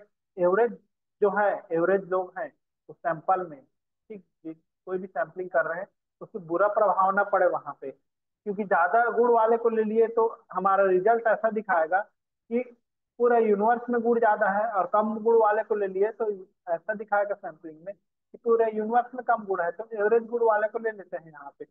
उद्देश्य के अनुसार जानबूझकर न्यायादर्शों को छांटना, ताकि कोई महत्वपूर्ण इकाई ना छूटे। अपने उद्देश्य के अनुसार जानबूझ के कह रहे हैं, यहाँ पे क्या करेंगे हम लोग, सैंपल को छांटेंगे खुद से, ताकि कोई इकाई ना छूट पाए।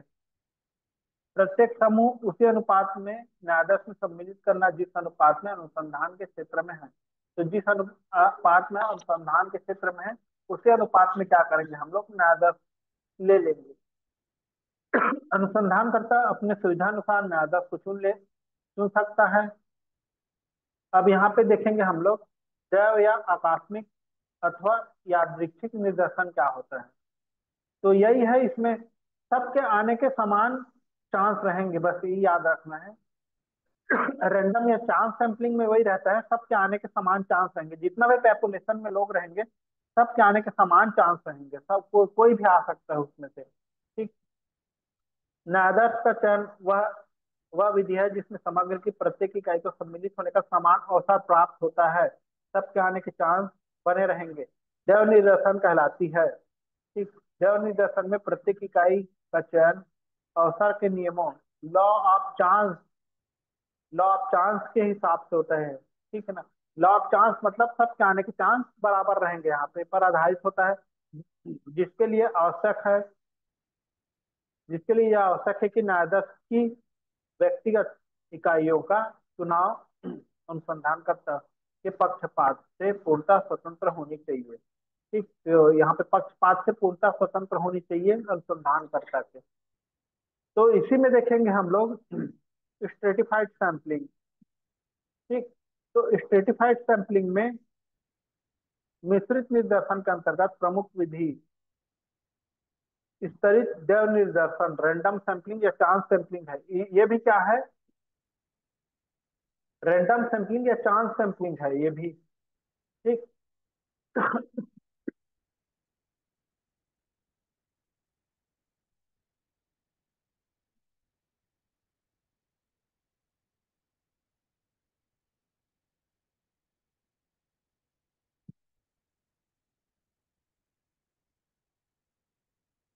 तो ये भी रैंडम सैंपलिंग और चांस सैंपलिंग है, क्योंकि इसमें भी सब के आने के चांसेस क्या रहेंगे, बराबर रहेंगे, लेकिन ये क्या है, किसी विशेष गुण के आधार पर, इसमें समझने वाली बात क्या है, किसी विशेष गुण के आधार पर इसको कई भाग में बांट लिया जाता है, जिन्हें स्तर कहा जाता है, ठीक। फिर जैव निर्देशन विधि से प्रत्येक स्तर में कुछ इकाइयों को चुन लिया जाता है।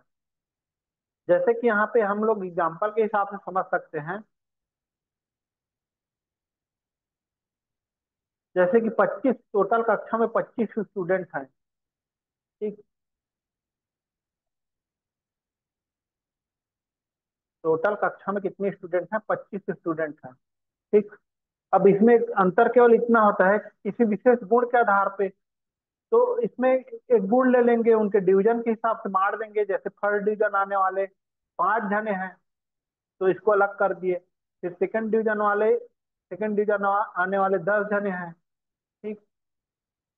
सेकंड डिवीजन आने वाले 10 जने हैं। फिर थर्ड डिवीजन आने वाले 10 जने हैं, तो 25 जने को ऐसे बांट लेंगे, ठीक, कोई कक्षा में। फिर इसके रेशियो, अब इसका रेशियो निकालेंगे हम लोग, तो ये कितना रेशियो आ जाएगा, 1:2:2। तो हम यहाँ पे सैंपल कितना ले सकते हैं, 5 लोगों का को एज ए सैंपल ले सकते हैं, ठीक। फिर इसमें से क्या करेंगे, इसमें से एक जने ले लेंगे किसी को भी, फर्स्ट डिवीजन वाले में, फर्स्ट डिवीजन वाले एक जने ले लेंगे, सेकेंड डिवीजन वाले 2 जने ले लेंगे, और थर्ड डिवीजन वाले 2 जने ले लेंगे। तो 5 जने हमें क्या मिल जाएंगे, हमारे सैंपल मिल जाएंगे। ठीक। तो एक स्तर में विशेष गुण के आधार पे बांट दिए। अब इसको फिर से पढ़ूंगा तो समझ में आ जाएगा। इस विधि में सबसे पहले समग्र को किसी गुण के विशेष के आधार पर कई इकाइयों में बांट दिया जाता है। तो 3 इकाई में बांट दिए यहाँ पे, जिसे स्तर कहा जाता है, स्ट्रेटा कहा जाता है। फिर देव निर्देशन विधि से प्रत्येक में से कुछ को चुन लिया जाता है। फिर इसमें से देव मतलब कोई भी एक जने को चुन लेंगे, इसमें से कोई भी 2 जने को चुन लेंगे, इसमें से कोई भी 2 जने को चुन लेंगे। तो 5 जने हम सैंपल चुन लिए यहाँ पे। ठीक। तो ये है स्ट्रेटिफाइड सैंपलिंग। तो ये भी किस में चला जाएगा, रैंडम सैंपलिंग में या प्रोबेबिलिटी सैंपलिंग में चला जाएगा ये।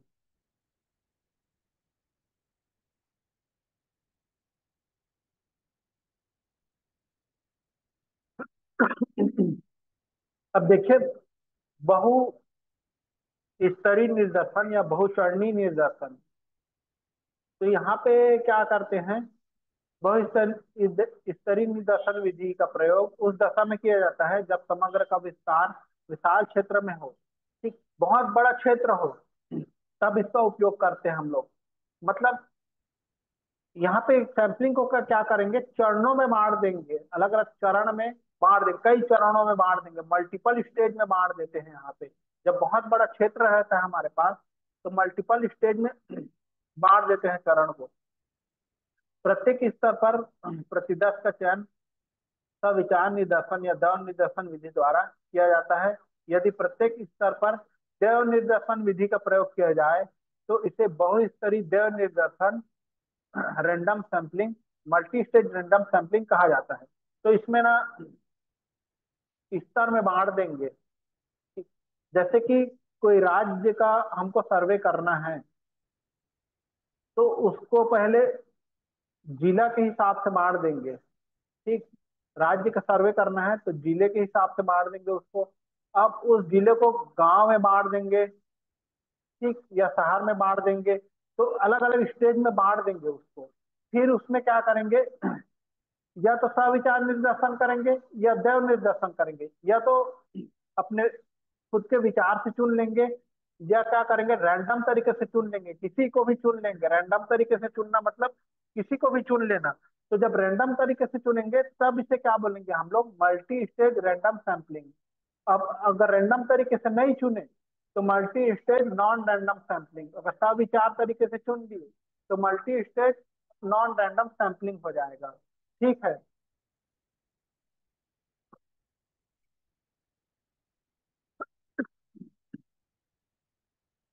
और मल्टीफ्रेज सैंपलिंग, अब मल्टीफ्रेज क्या होता है, तो ये भी लगभग वैसा नहीं है, थोड़ा इसमें डिफरेंस रहता है। तो कभी कभी एक ही प्रकार के संमेलन की सहायता से विभिन्न समस्याओं के संबंध में सूचना प्राप्त करनी होती है। ऐसा करने के लिए बार बार संमेलन का संग्रहण व न्यायाधीश लिया जाना असुविधाजनक होता है। इसलिए एक ही बार में पर्याप्त मात्रा में न्यायाधीश लिया जाता है, और फिर उसे प्रत्येक समस्या के अध्ययन के लिए उप न्यायाधीश लिए जाते हैं। इन न्यायाधीशों को क्रमशः प्रथम द्वितीय तृतीय चरण न्यायाधीश कहते हैं। तो इसमें देखिए, हमारे पास कई समस्याएं हैं, कई समस्या पे रिसर्च कर रहे हैं। तो बहुत बड़ा पहले हम लोग सैंपल ले लेंगे। ठीक, बहुत बड़ा सैंपल ले लेंगे हम लोग।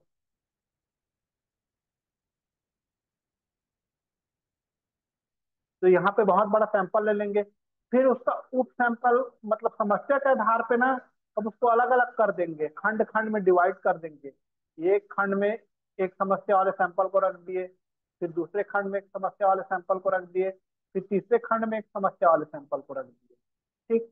तो इसीलिए मल्टीफ्रेज सैंपलिंग एक ही बार ले लेते हैं, फिर उसको बाद में क्या कर देते हैं हम लोग, उप न्यायाधीश के लिए जाते हैं, समस्या के अध्ययन के लिए उप न्यायाधीश में जाते हैं। उप न्यायाधीश में उसको विभाजित कर देंगे। तो ये है मल्टीफ्रेज सैंपलिंग। हर फ्रेज के लिए अलग अलग हम लोग क्या कर देंगे, फिर सैंपल को निर्धारित कर देंगे यहाँ पे। ठीक, तो ये भी याद रखिएगा, ये भी रैंडम सैंपलिंग में आता है।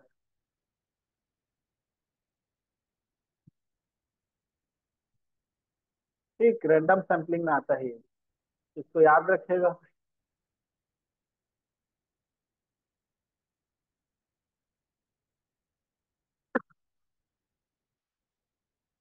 अब सिस्टमेटिक सैंपलिंग, ये भी रैंडम सैंपलिंग में आता है ना, सिस्टमेटिक सैंपलिंग भी रैंडम सैंपलिंग में आता है। इस विधि के अनुसार समग्र की संख्यात्मक, भौतिक अथवा वर्णात्मक अल्फाबेटिकली आधार पर एक क्रम में व्यवस्थित किया जाता है। प्रथम इकाई का चयन देव निर्देशन विधि से कर लिया जाता है। देव निर्देशन विधि मतलब रैंडम सैंपलिंग से कर लिया जाता है। प्रथम इकाई का चयन करेंगे ना, लेकिन रैंडम सैंपलिंग से फिर प्रत्येक केवी इकाई को प्रतिदर्श के रूप में चुन लिया जाता है। इसको समझा देता हूं मैं। तो इसमें एक सूत्र का प्रयोग होता है, के बराबर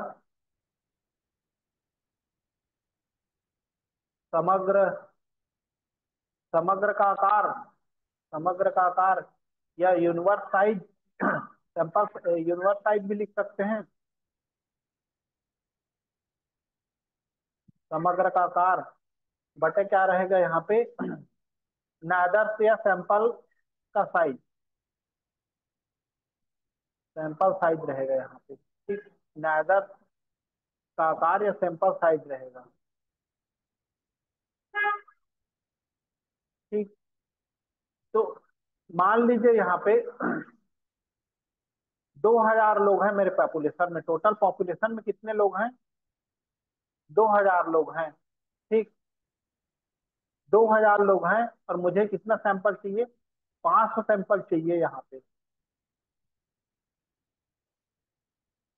2000 लोग हैं और 500 सैंपल चाहिए, तो यहाँ पे मेरे के कितना आ जाएगा,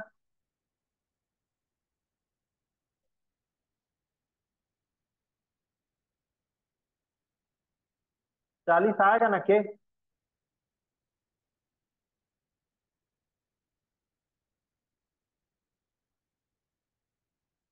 सुनाई दे रहा है कि नहीं दे रहा है?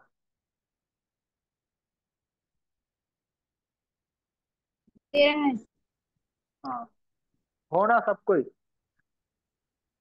जी सर।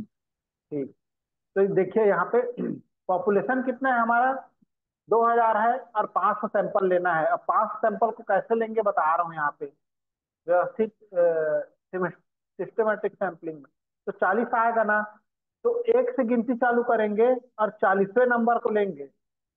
फिर 41 माइनस करके फिर गिनती चालू करेंगे। फिर जो 40वें नंबर में आएगा, मतलब फिर से गिनती चालू करेंगे और फिर से 40वें नंबर में आएगा, फिर उसको लेंगे। फिर गिनती चालू करेंगे, वैसे ही करते करते कहाँ तक जाएंगे, 2000 तक जाएंगे। और जो जो 2000 में 40वें नंबर में आएगा, फिर से गिनती चालू करेंगे। फिर 40वें नंबर में आएगा, फिर उसको लेंगे। ठीक, तो ऐसी इसमें सैंपल को क्या करेंगे, सिस्टमेटिक टाइप से हम लोग लेते हैं। ठीक, तो इसीलिए इसको क्या बोला जाता है, सिस्टमेटिक सैंपलिंग बोला जाता है। समझ में आया ये कैसे लेंगे सैंपल को?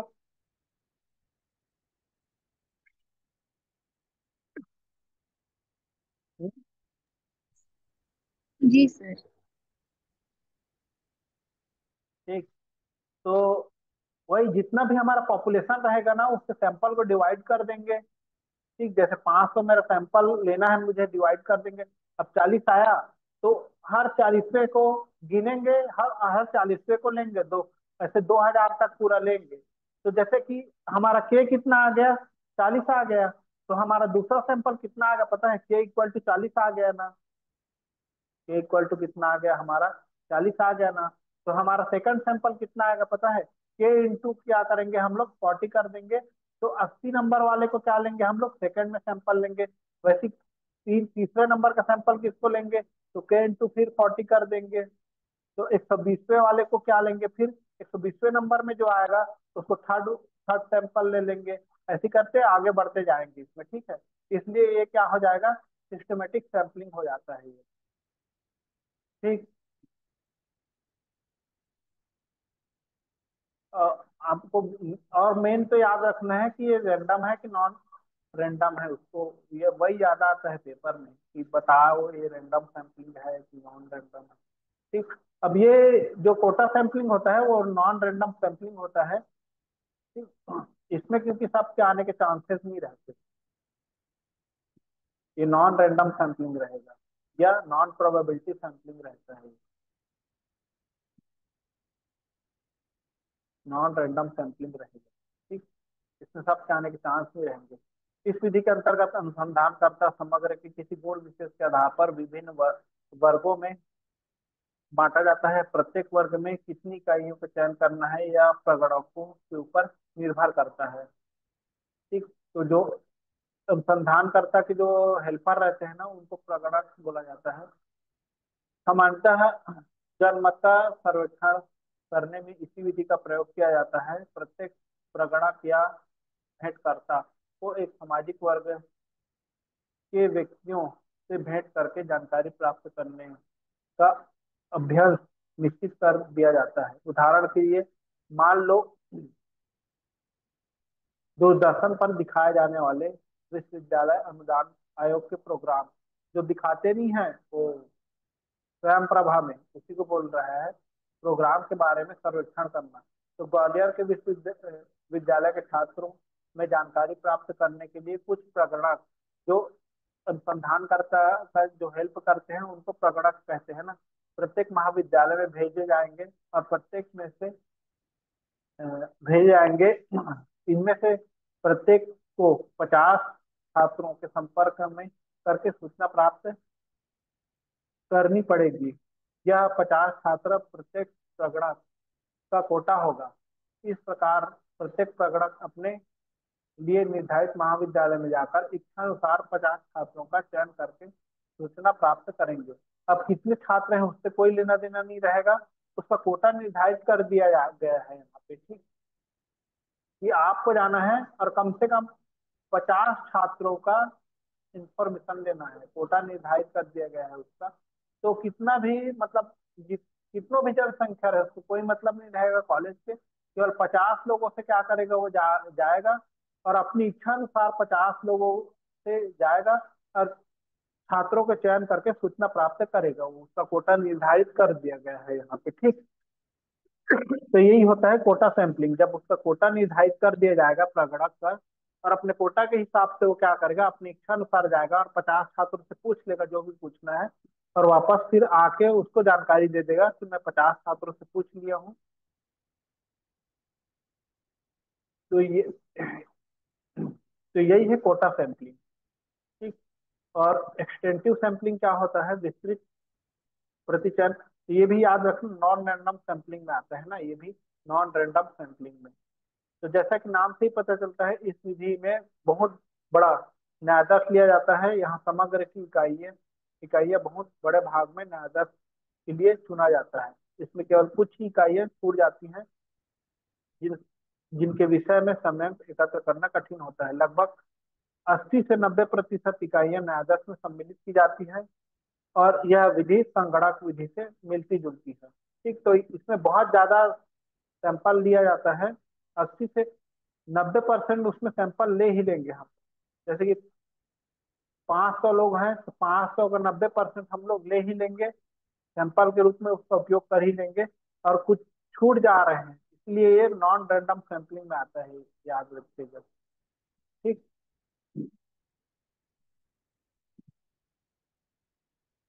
अब क्लस्टर सैंपलिंग या एरिया सैंपलिंग क्या होता है। तो इस विधि के अनुसार पहले समग्र को विभिन्न समूह क्लस्टर में बांट देंगे। ठीक। एक क्लस्टर डिसाइड करेंगे और समूह में बांट देंगे।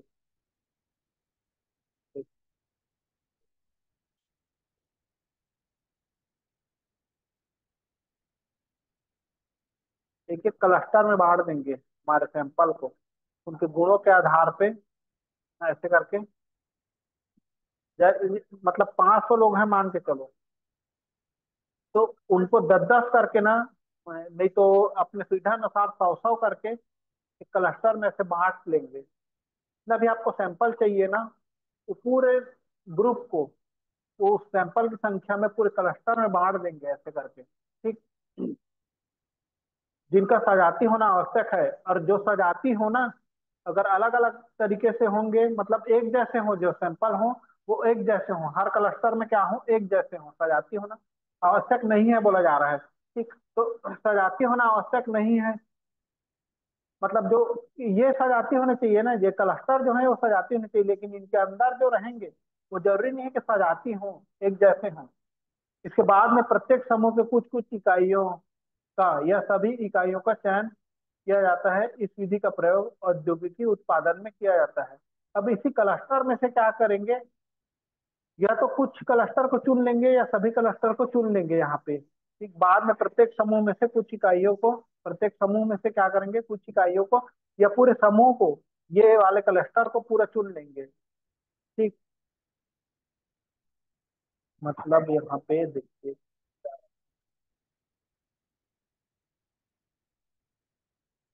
जैसे कि मैं 3 क्लस्टर बनाया हूँ कि सैंपल लूंगा अगर। ठीक, तो इसके अंदर जो लोग रहेंगे ना, ये इसके अंदर लोग आ गए, इसके अंदर जो लोग रहेंगे वो जरूरी नहीं है कि सजाती हो। ठीक, इसके अंदर जो लोग रहेंगे वो जरूरी नहीं है कि सजाती हो। तो इस क्लस्टर में से मैं क्या करूंगा, कुछ को चुन लूंगा, या तो इस क्लस्टर में से कुछ को चुन लूंगा, या पूरा पूरा इस क्लस्टर को ही क्या कर लूंगा, एज सैंपल ले लूंगा। ठीक है, या इसको लूंगा तो इसमें से कुछ कुछ को चुन लूंगा, या पूरा इस क्लस्टर को ही क्या कर लूंगा, मैं एज सैंपल ले लूंगा। ठीक, या इसको चुनूंगा तो इसमें से कुछ ले लूंगा सैंपल के रूप में, 2-4 जने को, या जितना भी मेरे को जरूरत है, या पूरे इस क्लस्टर को, समूह को ले लूंगा। ये समूह जो बनाया है मैंने, क्लस्टर बनाया है, ये पूरे क्लस्टर को ले लूंगा। ठीक, तो उद, उदाहरण स्वरूप नट बोल्ट की जांच करने के लिए इनके 10-10 के ढेर बनाए जाएंगे, और फिर उन ढेरों में से देव निर्देशन विधि से चुनकर उनकी जांच की जाए, तो यह समूह निर्देशन हुआ। ठीक, वही क्लस्टर सैंपलिंग हुआ। तो ये भी क्या होता है, ये क्लस्टर सैंपलिंग आया तो ये रैंडम सैंपलिंग में आता है ना, याद रखिएगा। रैंडम सैंपलिंग में आता है ये, तो याद रखिएगा आप लोग। नॉन रैंडम में मत ले लीजिएगा, क्लस्टर बना रहे हैं तो, क्योंकि इसमें भी आने के सबके चांस हैं। ढेर में से जैव निदर्शन विधि से चुनकर जांच कर ली जाए तो ये समूह निदर्शन हुआ।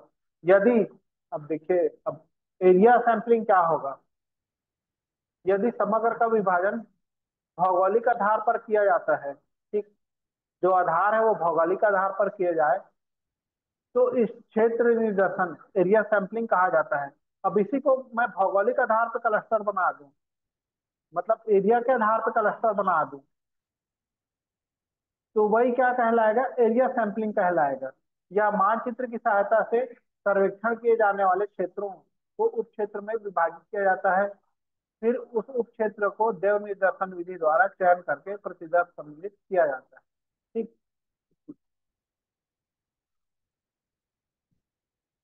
अब ये भी इंपॉर्टेंट है, स्नोबॉल सैंपलिंग। तो ये non random probability, non random sampling है, या नॉन रैंडम प्रोबेबिलिटी सैंपलिंग है, ये नॉन प्रोबेबिलिटी सैंपलिंग है ये। ठीक, क्योंकि इसमें ना न्यायाधर्श हमको पता नहीं रहता, अज्ञात रहते हैं न्यायाधर्श, या बहुत कम न्यायाधर्श रहते हैं इसमें। ठीक, तो इसको स्नोबॉल सैंपलिंग कहते हैं। जैसे कि स्नोबॉल को हम लोग कैसे बनाते हैं, जो बर्फ के गोले होते हैं, स्नोबॉल होते हैं, उसको कैसे बनाते हैं, इसके नाम पे ही इसका जो विवरण है वो छुपा हुआ है। स्नोबॉल को कैसे बनाते हैं, बर्फ के गोले को, ये स्नोबॉल है, उसको बनाते कैसे हैं।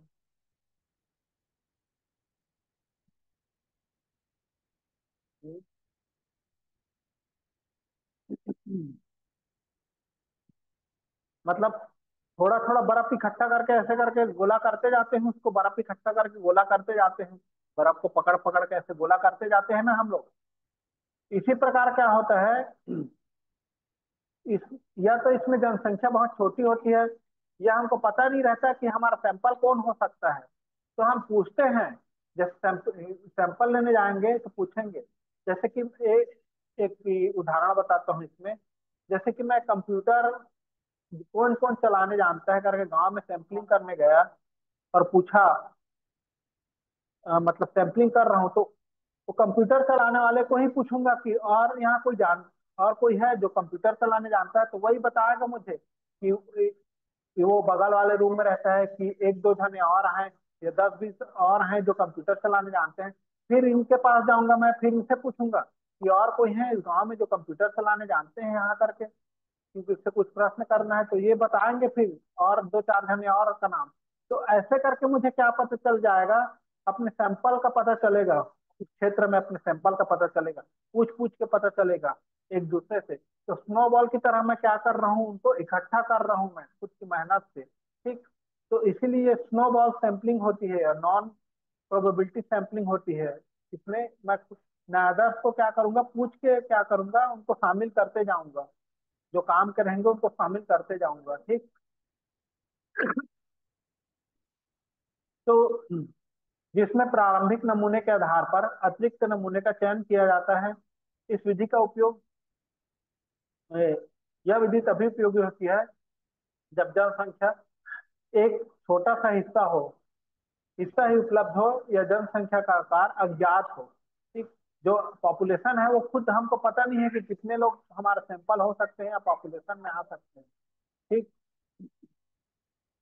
तो स्नोबॉल की सैंपलिंग की प्रक्रिया इस प्रकार है। प्रारंभिक नमूना का चयन, सबसे पहले तो हमको पता करना पड़ेगा कि कौन यहाँ कंप्यूटर चलाता है। प्रारंभिक नमूने का चयन करेंगे, जनसंख्या में से कुछ प्रारंभिक नमूने का चयन किया जाता है। ये नमूने यादृच्छिक रूप से या किसी अन्य विधि से चुने जा सकते हैं, या तो रैंडम तरीके से चुन लेंगे। अब क्या करेंगे, अतिरिक्त नमूने का, और जो नमूना मिलेगा हमको प्रारंभिक नमूने के सदस्यों से पूछा जाता है कि वे जनसंख्या के अन्य किन सदस्यों को जानते हैं।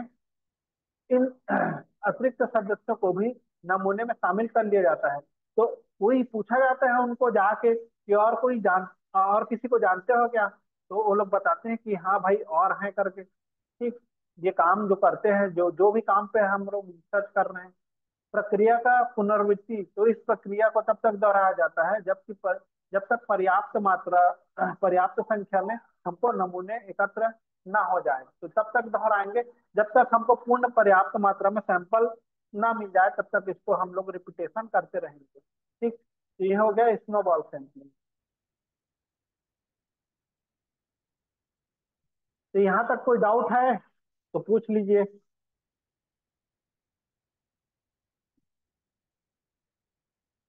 किसी में डाउट है? नहीं सर। हम्म, हम्म। तो तो यहीं तक करते हैं फिर आज का क्लास, फिर कल देखेंगे अगला क्लास। ठीक है।